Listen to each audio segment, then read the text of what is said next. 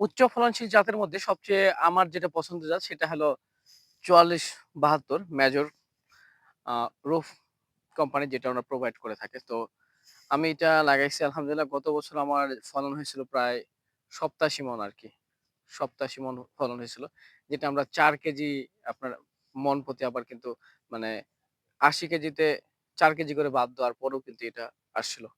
তো আলহামদুলিল্লাহ যদি আমরা এভারেজ করি, যদি ওটা না বাদ দিবা, তাহলে কিন্তু প্রায় যদি ফলন ধরি ৯০-৯৫ উপরে হিসাব করি। যাই হোক, যেটা আমার যেটা বাদে ওইটা নিয়ে আমরা কথা বলতে চাচ্ছি না। তো সম্মানিত সুধী, আপনারা যারা উচ্চ ফলনশীল জাত করতে চাচ্ছেন বা ফলন ভালো আনতে যাচ্ছেন, তাদের জন্য রিকমেন্ডেড হলো আমি ৪৪-৭২। আমি প্রতিবারেই প্রায় ৩ বছর ধরে ৪৪-৭২ এর সাথে সম্পর্কযুক্ত।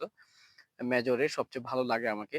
সেই সাথে আমি অন্যান্য জাতও করি। কিন্তু আমার পছন্দের জাত এটা। কারণ এই জাতটা যদি আপনি অ্যা মনে করেন যে আমি ৭ দিন আগে লাগাইছি, আপনি ১৫ দিন আগে ভাঙতে পারবেন। অর্থাৎ ফসলটা ঘরে তুলতে পারবেন।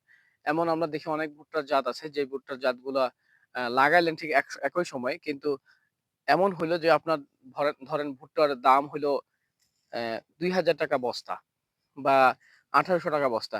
আপনি চাচ্ছেন যে ভুট্টাটা আমি ভাঙিয়ে দিব। ভুট্টাটা মোটামুটি পরিপক্ক হইছে। তো এমন সময় আপনি ভাঙিয়ে দিতে যাচ্ছেন, সেল করতে যাচ্ছেন। তাহলে কিন্তু উত্তম জাতের মধ্যে এটা পড়ে একবারে। কেন?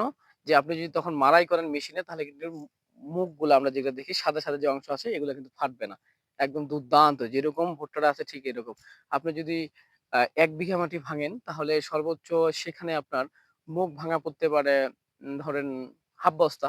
অর্থাৎ ৩০ কেজি বা ৪০ কেজি, খুবই আরো কম হইতে পারে। তখন এটা আপনি উম পিষে গুঁড়া করে আপনার গরুকে খাওয়াইতে পারেন। ঠিক আছে? যদি অন্য জাতের কথা বলি, অন্যান্য কোন জাত আমি নাম বলতেছি না। হ্যাঁ, প্রাইভেসি আছে এটা। যদি অন্যান্য জাতের কথা বলি, সেটা কিন্তু পরিপক্ক না হওয়া পর্যন্ত মাড়াই করা সম্ভব না। So I will recommend it to you major ৪৪-৭২ সবচেয়ে পছন্দের। কারণ আমি ৭ দিন মানে একই সময় লাগাবো, কিন্তু ১৫ দিন আগে ভাঙতে পারবো।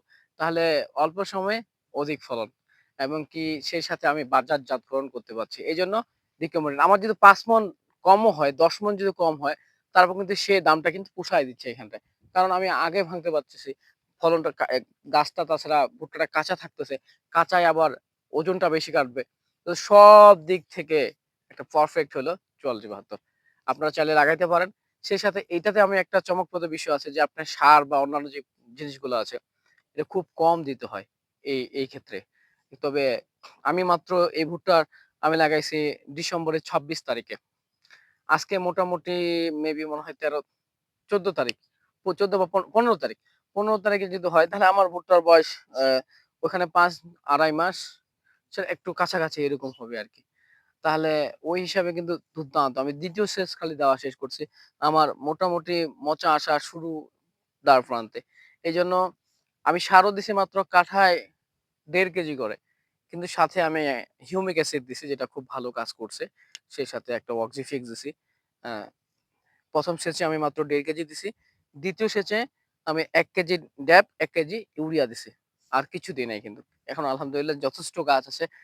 অন্যান্য যারা ভুট্টা করছে তাদের চেয়ে চ্যাম্পিয়ন বলা চলবে। অন্যান্য যে ভুট্টাগুলা লাগানো আছে আশেপাশে। তো এইজন্য যে এটাও আবার সহনশীলতা খুব ভালো। ঝড় বৃষ্টিতে এটা সহনশীলতা অনেক ভালো। এই গ্রুপের গুলো আরকি।